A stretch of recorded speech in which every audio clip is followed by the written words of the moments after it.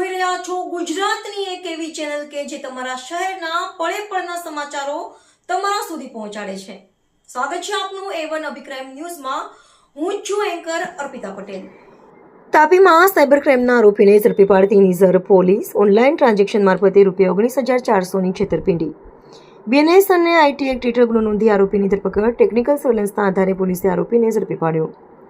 તાપી જિલ્લાના નિઝર પોલીસ દ્વારા સાયબર ક્રાઇમના ગુનામાં સંડોવાયેલા આરોપીને ઝડપી પાડવામાં આવ્યો છે। મોબાઈલ ફોન મારફતે અલગ અલગ ટ્રાન્ઝેક્શન કરાવી કુલ ₹19,400ની છેતરપિંડી કરવાના ગુનામાં પોલીસે એક આરોપીની ધરપકડ કરી છે।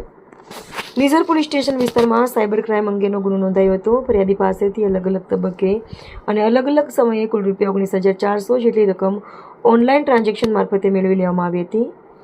આ મામલે નિઝર પોલીસે ભારતીય ન્યાય સંહિતા 2023ની કલમ 318(2) તેમજ ઇન્ફોર્મેશન ટેકનોલોજી એક્ટની કલમ 66(c) મુજબ ગુનો નોંધી તપાસ હાથ ધરી હતી।